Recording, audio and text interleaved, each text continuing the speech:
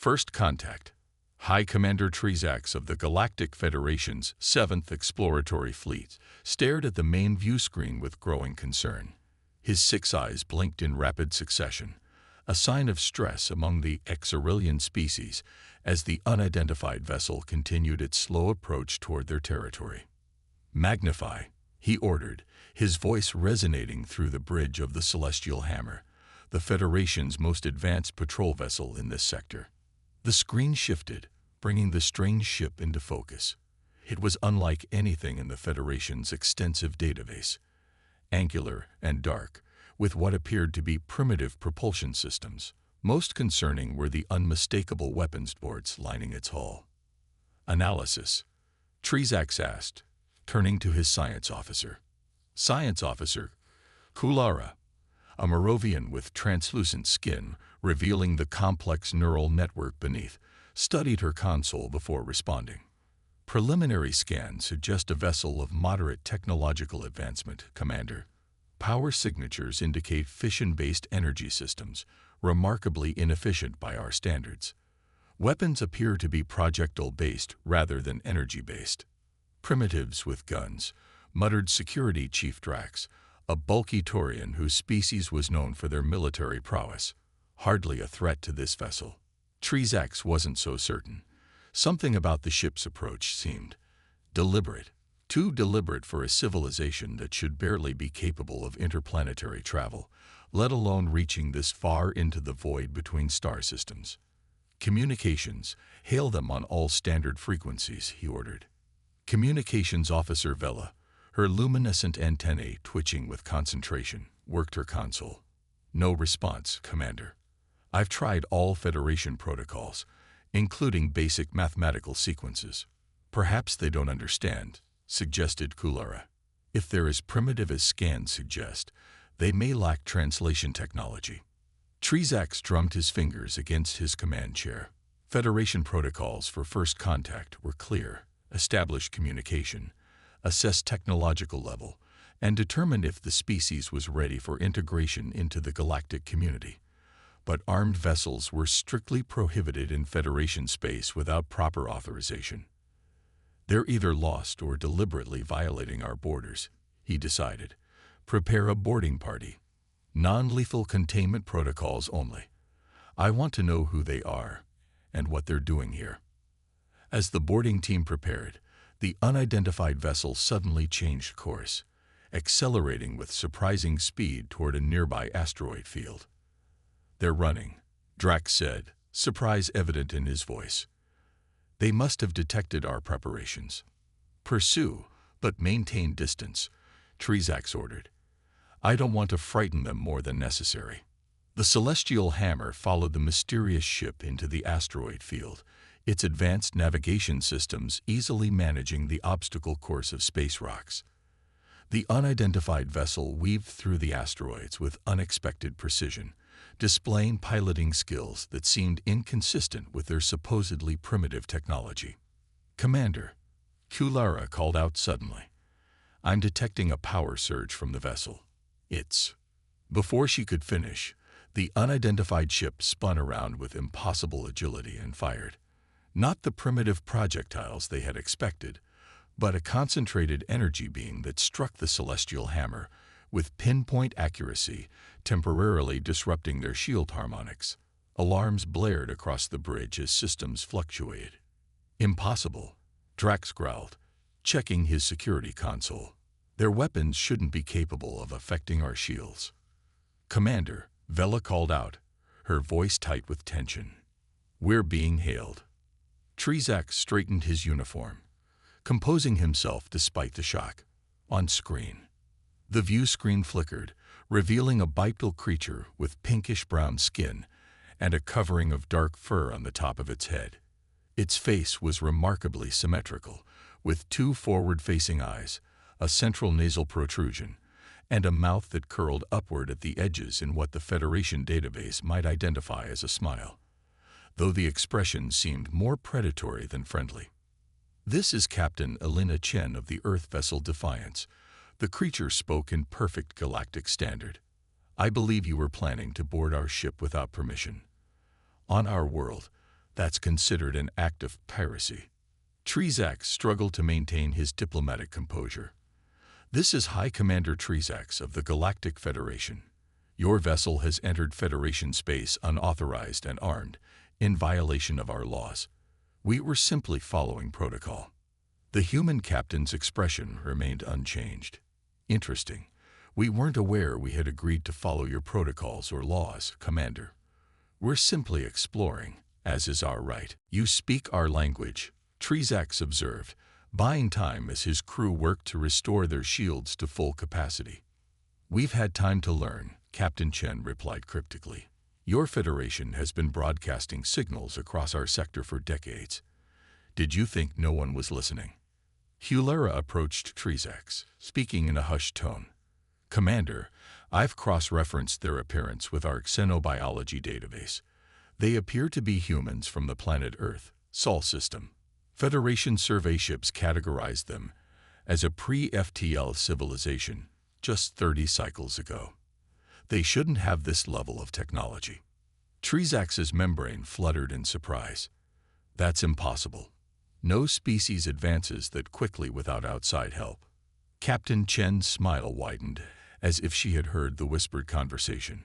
You'll find, Commander Trzak, that humans have a particular talent for advancing quickly when motivated. Your survey ships provided quite the motivation. You detected our observers. Trzak couldn't hide his shock. Federation stealth technology was supposed to be undetectable to pre-spacefaring civilizations. We not only detected them, Chen replied, leaning forward in her command chair. We captured one. Learned quite a bit from it, actually. Reverse engineering is another human specialty. The implication sent ripples of alarm through Trzak's neural pathways. If humans had captured Federation technology and successfully reverse engineered it, they had violated one of the most sacred directives of the Federation: non-interference with developing civilizations. But it wasn't the humans who had interfered, it was the other way around. Captain Chen, Trzak said carefully, if what you say is true, then your civilization has acquired technology beyond your natural development curve. The Federation Council will need to address this unusual situation. We're not asking for the Federation's permission or approval, Commander, Chen replied, her voice hardening. We're simply informing you that humanity has joined the galactic community. Whether the Federation accepts that or not is irrelevant. As if to emphasize her point, 6 more vessels identical to the Defiance decloaked around the Celestial Hammer, each with weapons trained on the Federation ship. We've been watching and learning for years, Chen continued. Your Federation's habit of categorizing lesser species and determining their fate without their input is something humanity finds problematic. We've decided to introduce ourselves on our terms, not yours. Trzak realized with growing apprehension that what had begun as a routine patrol had evolved into a first contact situation unlike any in Federation history. These humans hadn't waited to be discovered. They had prepared, advanced, and now emerged fully armed and seemingly uninterested in Federation authority. Stand down your weapons, Trzak ordered, trying to project calm authority. This aggressive posture only complicates matters. Captain Chen's expression remained unchanged. Our weapons remain active as a precaution, Commander. Humans have learned the hard way that new encounters are best approached from a position of strength. We're not looking for conflict, but we won't be patronized or contained. Before Trzak could respond, Science Officer Hulera gasped. Commander, I'm detecting subspace distortions. More ships are arriving. Trzak watched in disbelief as the view screen showed 15 more human vessels appear from what appeared to be a completely novel form of faster-than-light travel, not the standard warp technology used by the Federation, but something that bent space itself in ways their sensors could barely comprehend. Captain Chen, Trzak said, abandoning protocol for directness. What exactly do you want? Chen's smile finally softened into something more genuine. Simple, Commander. Recognition, respect, and a seat at the table. Humanity is joining the galactic community as equals, not as subjects to be studied or primitives to be uplifted. The question isn't what we want. It's whether the Federation is prepared to deal with us as we are. Trezax looked around his bridge, at the faces of his crew showing various degrees of shock and concern, then back at the human captain whose species had achieved in decades what took most civilizations centuries. Perhaps, he said finally, it's time we had a more formal discussion about the future of human Federation relations. I thought you'd never ask, Captain Chen replied. Shall we begin? The diplomatic dance. 3 Federation days after the encounter with the Defiance, Trezax found himself aboard the Federation diplomatic vessel Concord, approaching Earth's orbital space station, a massive structure the humans called Unity Point. The station's design was a peculiar blend of functionality and aesthetics that somehow epitomized what he was learning about humans, practical yet unpredictable. Their construction techniques are fascinating, remarked Ambassador Vlorix, the Federation's most experienced diplomat for first-contact situations. The Aquilian's scaled skin shimmered under the bridge lights as she studied the approaching station.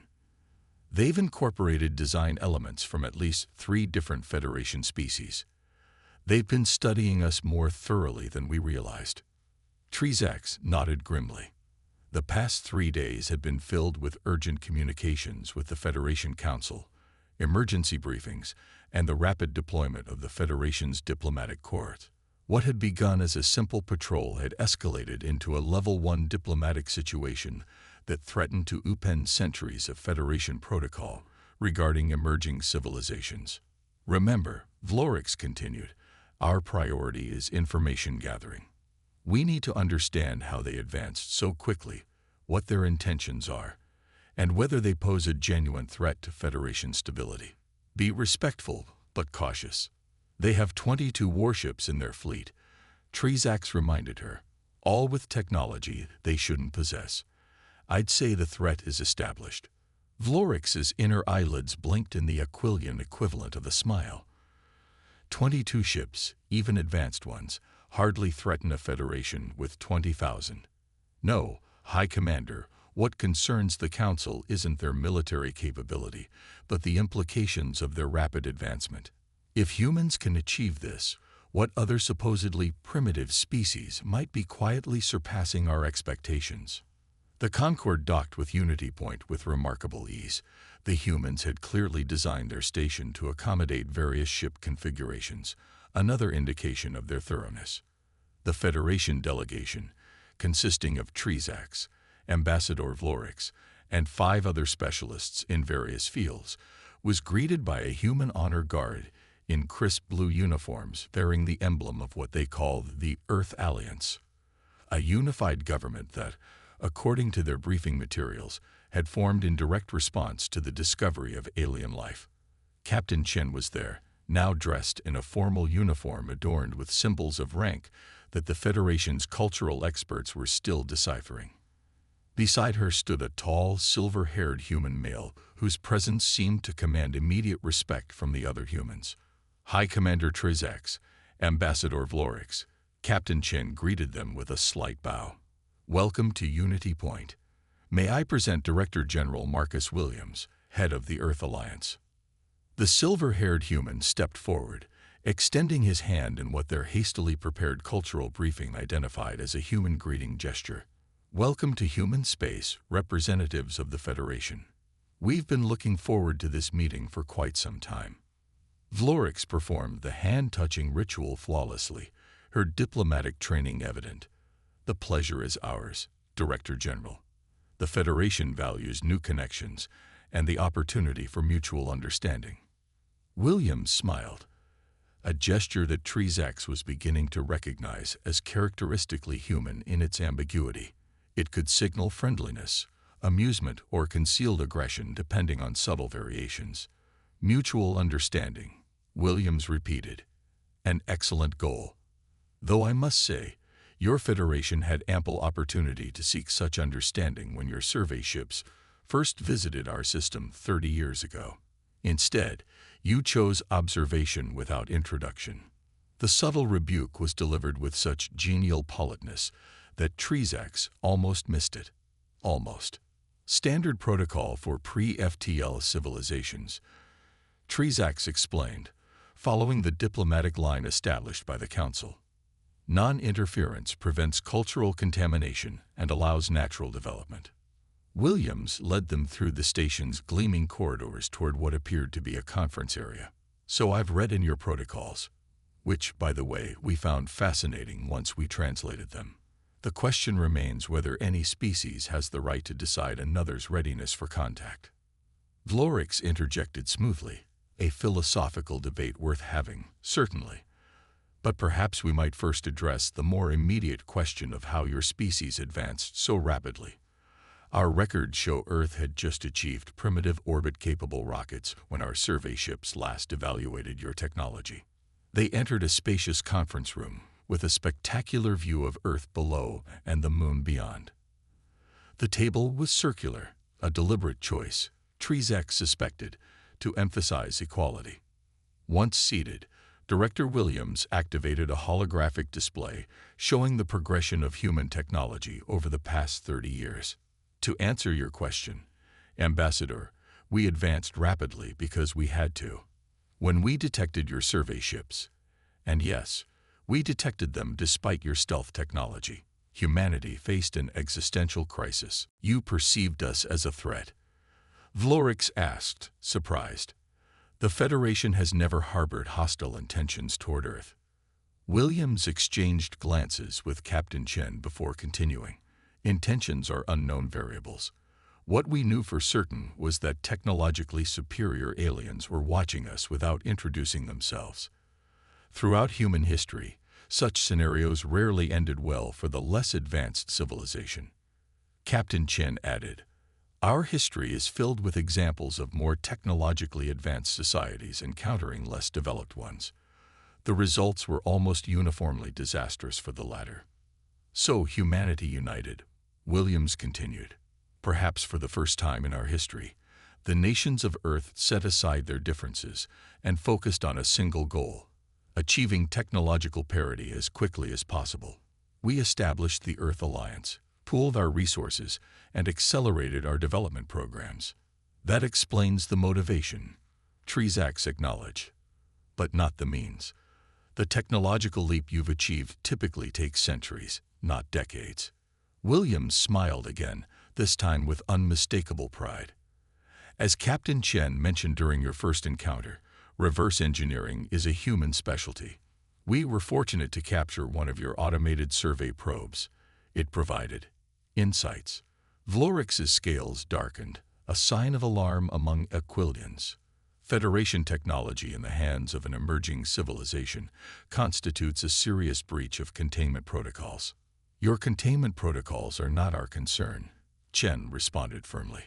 "The probe entered our sovereign space, by any reasonable standard, that made it our property to study." Trezax noticed that despite the diplomatic tension, the humans seemed remarkably at ease. They weren't intimidated by the Federation representatives, nor were they overtly hostile. They were simply confident. Furthermore, Williams added, while the captured probe accelerated our progress, many of our advancements came through independent innovation. Humans have a particular talent for thinking differently. "Different how?" asked Xenlo, the Federation's xenotechnology specialist. In answer, Williams gestured to a female human who had been quietly observing from the side of the room. "Dr. Aisha Patel, our Chief Science Officer, can perhaps explain better than I." Dr. Patel approached the table, activating a new holographic display. While most Federation species approach technological development through linear progression, humans tend to make intuitive leaps. We call it thinking outside the box, solving problems by approaching them from unconventional angles. The hologram displayed what appeared to be the human version of FTL travel, a system that didn't simply use standard subspace fields, but actually folded spacetime in a manner the Federation had theorized, but never successfully implemented. "You've achieved Alcubierre propulsion," Xenlo whispered, unable to hide his amazement. "We've been researching this concept for centuries without practical success." Dr. Patel nodded, We call it the fold drive. It requires less energy than conventional warp technology and allows for more precise navigation. We developed it based on theoretical principles, not from anything we found in your probe. As the technical discussion deepened, Trizax observed the human delegation carefully. Their confidence wasn't just diplomatic posturing. They genuinely believed they could stand as equals with the Federation. More concerning, from the Federation's perspective, they might be right.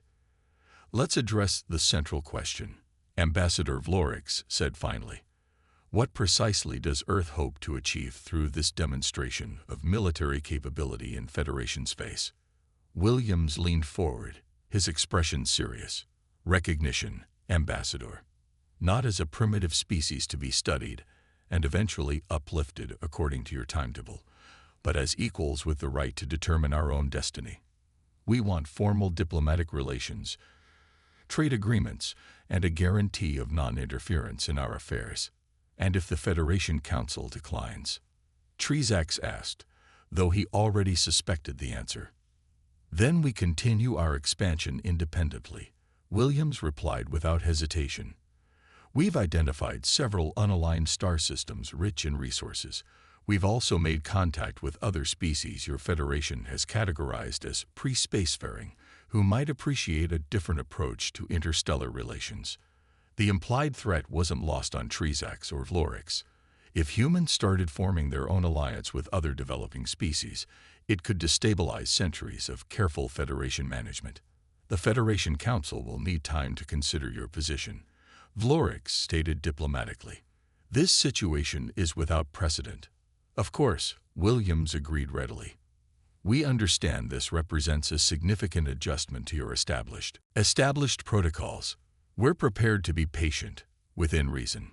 As the meeting continued, Trizax found himself increasingly troubled. The humans weren't just technologically advanced.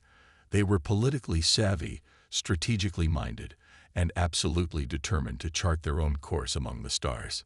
The Federation had never encountered a species that had so completely circumvented the established process of integration into the galactic community. The diplomatic dance had just begun. But Trizax already suspected that when it ended, the galaxy would never be quite the same. Hidden strengths. The diplomatic talks had stretched into their fourth day when the attack came without warning. Proximity alarms blared through Unity Point Station as unidentified vessels emerged from hyperspace barely 50,000 kilometers away. Well within weapons range, neither Federation nor human in design, the 7 crystalline ships arranged themselves in an attack formation that even Trizax recognized as aggressive. Vazarans, Trizax breathed, recognizing the distinctive biocrystalline architecture. How did they find us? The Vazaran Collective was a notoriously xenophobic species from a distant sector, known for their territorial expansionism and technological prowess. The Federation had maintained an uneasy peace with them for centuries, primarily by respecting strict boundaries and limiting contact. The conference room erupted into controlled chaos as both human and Federation officials received urgent communications from their respective commands. Director Williams silenced the room with a sharp gesture. Captain Chen, status report. Chen's fingers danced across her communications device. 7 Vazaran warships, crystalline class. They're charging weapons and have deployed interdiction fields. No ship can enter or leave the system. They're broadcasting on all frequencies in multiple languages. Let's hear it, Williams ordered.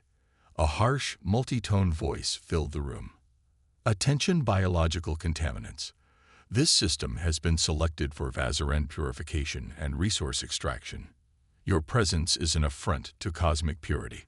Surrender and prepare for processing or face immediate disintegration. Standard Vazaran greeting. Trizax explained grimly. They consider all non-crystalline life forms to be biological contamination.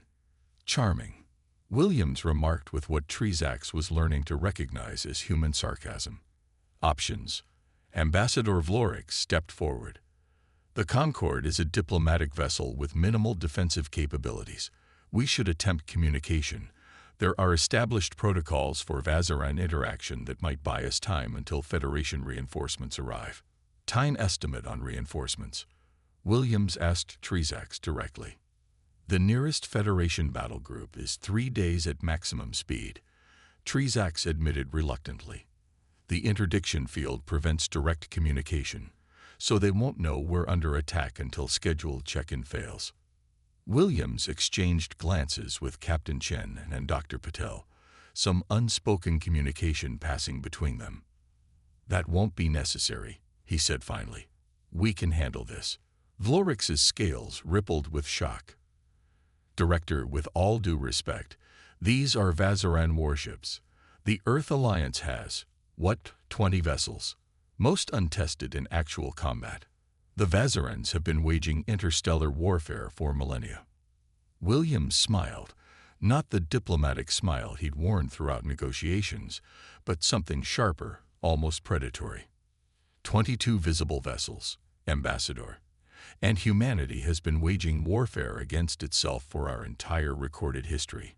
We've gotten quite good at it. He turned to Captain Chen. "Implement Cerberus protocol." Chen nodded and spoke rapidly into her communication device. Within moments, the station's view screens showed the human fleet taking up defensive positions around Earth and the station. Trezax expected a standard defensive formation. What he witnessed instead defied conventional tactical doctrine. The human ships moved in seemingly random patterns, constantly changing vectors and speeds, making them difficult to target effectively. "Unorthodox formation," he observed. "We don't believe in predictability in combat," Chen explained. "Vazaran targeting systems likely rely on algorithmic prediction. Our ships are programmed to move in patterns that optimize defensive coverage while minimizing targeting solutions." The Vazaran fleet advanced, firing their primary weapons, streams of crystalline energy that could slice through standard shields. 2 beams connected with human vessels, but instead of the expected devastation, something extraordinary happened. The human shields didn't just resist the attack. They seemed to absorb the energy, glowing briefly before returning to normal. "Adaptive shielding," Dr. Patel explained, noting the Federation representative's surprise. "It analyzes incoming energy signatures and reconfigures to optimal defensive parameters in real time." "That's theoretically impossible," Senlo protested. "Shield harmonics can't be adjusted that quickly." "Conventional shields, no," Patel agreed. "Ours operate on different principles." The view screens showed the human fleet's response, not the expected flurry of return fire, but something more measured. 3 ships fired what appeared to be small projectiles toward the Vazaran fleet. "Kinetic weapons?" Vlorix asked incredulously. "Against Vazaran crystalline hulls." Williams watched calmly as the projectiles approached the enemy ships. Not exactly. The projectiles suddenly accelerated to incredible speeds just before impact, punching through the Vazaran shields as if they weren't there and embedding themselves in the crystalline hulls. "Graviton accelerators," Patel explained. "They create localized gravitational distortions that bypass energy shields entirely. The projectiles themselves contain nanite clusters that—" She was interrupted as the embedded projectiles detonated, not in conventional explosions, but in cascading fracture patterns that spread across the Vazaran ship's hulls like cracks in ice. 2 of the 7 enemy vessels began breaking apart from the inside out. "As I was saying," Patel continued, "the nanites identify structural weaknesses and exploit them. Vazaran crystalline architecture is particularly vulnerable to precisely targeted resonance disruption." The remaining Vazaran ships regrouped, adjusting their tactics. They began firing in coordinated patterns, attempting to overwhelm the human defenses through sheer volume of attacks. "They're adapting," Trezax observed. "Vazarans are excellent at pattern recognition." "So are we," Williams replied, nodding to Chen. The human fleet suddenly split into smaller tactical groups, executing a maneuver that seemed to make little strategic sense, until Trezax realized they were deliberately creating gaps in their formation, inviting the Vazarans to target those apparent weaknesses. 3 Vazaran ships took the bait, concentrating their fire on one section of the human defense perimeter. Just as they committed to the attack, new signatures appeared on the tactical display. Human ships decloaking behind the Vazaran fleet. "You have cloaking technology," Vlorix gasped. "Not cloaking exactly," Paddle corrected. "Quantum displacement. The ships were technically here all along, just slightly out of phase with normal spacetime." The newly revealed human vessels attacked from behind, targeting the Vazaran's propulsion systems with surgical precision. Within minutes, 3 more enemy ships were disabled, drifting helplessly. The final 2 Vazaran vessels attempted to retreat, but found their hyperspace capabilities mysteriously inoperative. "We established a localized hyperspace dampening field when they arrived," Chen explained casually. "Standard procedure when facing unknown hostiles." Williams opened a channel to the remaining Vazaran ships. "Vazaran vessels, this is Director General Williams of the Earth Alliance. Your attack on this system has failed. Your options are surrender or destruction. You have 30 seconds to decide." The lead Vazaran ship responded with another barrage of weapons fire, a futile gesture that the human vessels easily evaded. "I believe that's their answer," Williams sighed, then nodded to Chen. "End it." The human fleet coordinated their fire, disabling the remaining Vazaran ships with precise, measured attacks that specifically targeted weapons and propulsion while leaving life support intact. Within 20 minutes of the initial alarm, the battle was over. 7 Vazaran warships, vessels that had terrorized sectors of the galaxy for centuries, were either destroyed or disabled by a fleet from a civilization that, according to Federation records, should barely have achieved space travel. The conference room was silent as the Federation representatives processed what they had just witnessed. That was, Vlorix struggled to find appropriate words. "Efficient," Trzak supplied, studying Williams with new eyes. "You were prepared for them." Williams turned from the tactical display. "We've been monitoring Vazaran movements for some time. Their expansion patterns suggested they would eventually target this region. Your ships performed beyond any reasonable expectation," Senlo said, unable to contain his scientific curiosity. "The quantum displacement technology alone is centuries beyond what your civilization should be capable of." "Perhaps," Paddle suggested gently, "your metrics for measuring civilizational advancement need revision." Trzak noticed something else, something perhaps more significant than the technological surprises. "Your captains operated with remarkable coordination, but I observed no central command structure directing individual ships." Chen nodded approvingly, as if Trzak had passed a test. "Humans prefer distributed command systems. Each captain has full tactical autonomy within strategic parameters. We find it creates more adaptable responses to unexpected situations. A chaotic approach," Trzak noted, "but effective against opponents who rely on predictability and pattern recognition," Williams countered. "Like the Vazarans, and forgive me for noting, like the Federation." The implied message wasn't lost on anyone in the room. The humans had just demonstrated they could handle threats that normally required full Federation battle groups, and they had done so with technology and tactics that the Federation had never encountered. "The Federation Council will need to be informed of these developments," Ambassador Vlorix said finally. "This demonstration of capability changes certain aspects of our ongoing discussions." "I would hope so," Williams agreed pleasantly.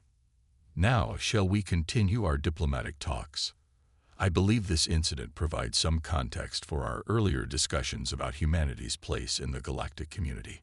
As they returned to the conference table, Trzak couldn't help but notice that the power dynamic had shifted dramatically. The humans were no longer petitioners seeking recognition. They had proven beyond doubt that they were a force to be reckoned with, whether the Federation acknowledged them or not. The diplomatic dance had entered a new and unexpected movement, and Trzak suspected the Federation would need to learn some new steps. A new galactic order. 2 weeks after what human media was already calling the Unity Point engagement, Trzak found himself in the Grand Assembly chamber of the Federation Council on Axion Prime.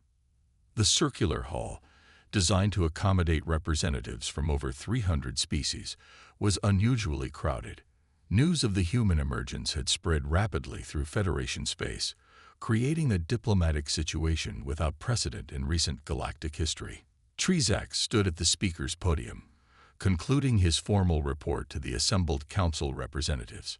In summary, honorable representatives, the Earth Alliance has demonstrated technological capabilities far beyond their expected development curve, military proficiency sufficient to neutralize Vazaran warships without Federation assistance, and a clear determination to establish themselves as an independent power regardless of Federation recognition. Supreme Counselor Lithara, an ancient Meridian whose species had helped found the Federation millennia ago, leaned forward. High Commander, in your assessment, do these humans represent a threat to Federation security? Trzak had anticipated this question and had spent days considering his answer. They represent a challenge to Federation protocols and assumptions. Supreme Counselor, whether that constitutes a threat depends entirely on how we choose to respond to their emergence. Explain, Lithara prompted. The humans have not expressed any territorial ambitions beyond their home system and a few unclaimed neighboring systems. Their primary demand is recognition of sovereignty and non-interference with their development. However, Trzak paused, choosing his words carefully. They have also indicated willingness to form relationships with other developing species outside our established protocols. This could potentially undermine the Federation's controlled approach to galactic integration. Councillor Vexnar of the Taurian hegemony rose, his massive frame casting a shadow across the chamber floor. The solution seems obvious. If these humans have violated our protocols by accelerating their development through stolen technology, we should contain them until proper assessment can be completed. Ambassador Vlorix, who had accompanied Trzak to the council session, responded before he could. With respect, Counselor, containment would require military action against a species that just neutralized 7 Vazaran warships with minimal losses. Our analysis suggests that such action would require significant Federation resources and would likely result in substantial casualties on both sides. Are we to be intimidated by primitives with stolen technology? Vexnar demanded. Not intimidated, came a new voice from the chamber entrance, but perhaps ready to reconsider outdated assumptions. All eyes turned to see Director General Williams entering the chamber, accompanied by Captain Chen and Dr. Pottle. Their arrival had not been announced, nor had they been invited to this closed council session. How did you get in here? Supreme Counselor Lithara demanded, though her tone conveyed more curiosity than outrage. Williams approached the central floor with confident strides. Your security protocols are impressive, but designed primarily to prevent physical intrusion. We utilized alternative means. Quantum displacement. Trzak guessed, remembering the technology demonstrated during the Vazaran engagement. Williams nodded appreciatively. You're a quick study, High Commander. Lithara raised a hand, silencing the murmurs that had broken out among the council representatives. Since you have gone to such lengths to join our deliberations, Director Williams, perhaps you would care to address the council directly. Thank you, Supreme Counselor, Williams replied, moving to stand beside Trzak at the speaker's podium. Honored representatives of the Galactic Federation, I come before you not as a supplicant seeking admission to your ranks, but as a representative of humanity offering a choice. He activated a holographic display similar to the one used during their initial diplomatic meetings, but expanded to encompass the entire chamber. It showed Earth, then zoomed out to reveal hundreds of points of light representing Federation worlds, Vazaran territory, and various unaligned species. For centuries, your Federation has operated on a fundamental assumption that you have the right and wisdom to determine when and how developing species join the galactic community. You categorize, observe, and eventually uplift those you deem worthy, integrating them into your existing structure. The hologram shifted, highlighting dozens of worlds marked in red. These are civilizations currently under Federation observation protocols. species with developing technology that you monitor while withholding contact. This is classified information. Counselor Vexnar protested. How did you? As I said, Williams continued smoothly. Humanity has been studying the Federation as thoroughly as you studied us. The difference is, we actually learned from our observations. Captain Chen stepped forward. Many of these species are aware of your presence, just